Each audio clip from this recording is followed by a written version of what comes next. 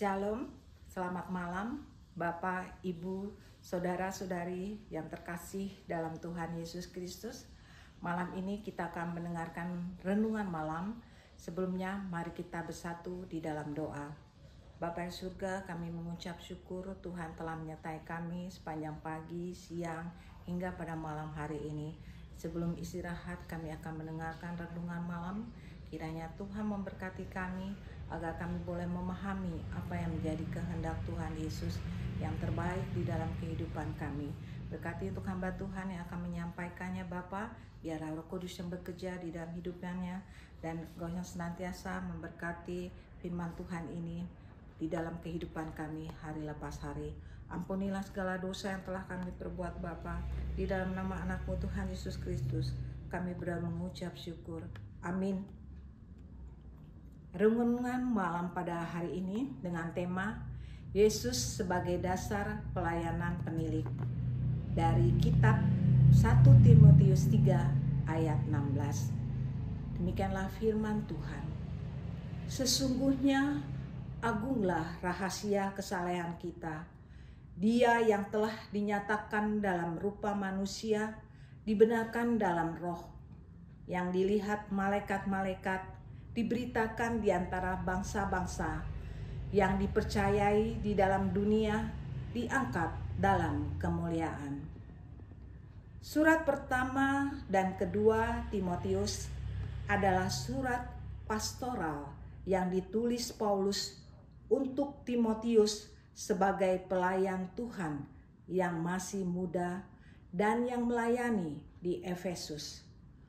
Orang-orang di Efesus adalah orang-orang Yahudi yang tidak mempercayai kelahiran Yesus.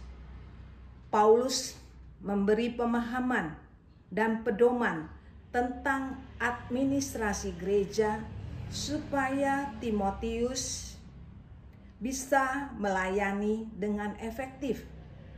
Dan pada saat itu jemaat yang ada di Efesus menghadapi permasalahan pengajaran sesat. Paulus dan Timotius memiliki hubungan yang erat seperti seorang ayah dan anak. Perikop sebelumnya, Paulus membahas tentang syarat-syarat penilik jemaat. Yang dimaksud penilik jemaat adalah gembala sidang, majelis, ataupun diaken. Diaken artinya adalah pelayan, bukan seorang bos ataupun tuan, dalam artian harus melayani, bukan untuk dilayani. Diaken atau pemilik merupakan pemimpin di dalam jemaat. Orang yang menjadi seorang penilik jemaat bukanlah orang yang sembarangan, bukan orang yang cuma modal populer yang bisa tarik suara dari orang lain agar dipilih. Ada beberapa hal yang kita perlu renungkan, yaitu sebagai seorang penilik harus dapat hidup mandiri. Ayat yang ke-14 sampai dengan ke-15. Paulus mengingatkan Timotius bahwa seorang penilik juga harus bisa mandiri. Dalam artian, Timotius harus bisa mandiri dan tidak bergantung kepada Paulus. Pekerjaan Tuhan itu bukan hanya tentang gedung gereja, tapi menjalin hubungan yang baik antara penilik dan anggota jemaat yang mencerminkan keluarga Allah, di mana terciptanya hidup yang saling mengasihi satu dengan yang lain. Yesus sebagai dasar dan pelayanan.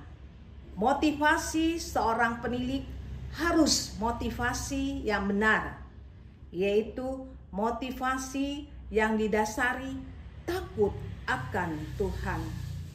Jabatan penilik jemaat bukan jabatan untuk politik dan kejar popularitas.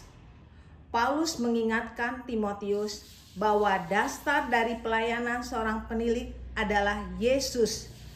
Yesus anak Allah yang datang ke dunia dan rela mati di kayu salib untuk menyelamatkan umat manusia.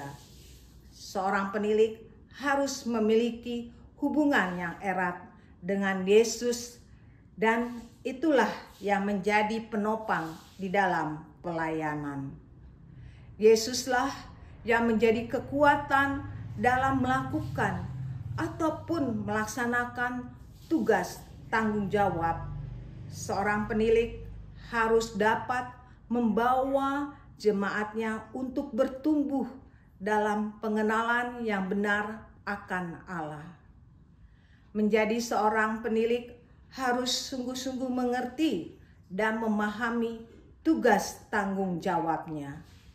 Jika motivasi iman menjadi seorang penilik jemaat agar dilihat, agar populer, maka mau berpolitik lebih baik tinggalkan saja kursi kemajelisan. Sebagai orang percaya, apapun yang kita kerjakan, hendaklah didasari dengan kasih Yesus. Apapun jabatan kita, jadikanlah Yesus sebagai tiang penopang dalam tugas dan tanggung jawab yang diberikan. Demikianlah firman Tuhan hari ini. Tuhan Yesus memberkati. Mari kita bersatu di dalam doa. Bapa yang surga, terima kasih Bapa untuk firman Tuhan yang menjadi renungan pada malam hari ini. Biarlah kami yang mempunyai tugas dan fungsi tanggung jawab masing-masing Bapa, boleh dengan kasih Tuhan melayani dan boleh melakukan yang sesuai dengan kehendak Tuhan Yesus. Kami akan istirahat pada malam ini Bapa. Kiranya Tuhan menjaga dan memelihara kehidupan kami, agar esok pagi kami boleh dibangunkan, dikuatkan, dan boleh melakukan segala aktivitas kami selanjutnya. Terima kasih Bapa, ampunilah segala dosa yang telah kami perbuat. Di dalam nama anak-Mu Tuhan Yesus Kristus, kami berdoa mengucap syukur. Amin.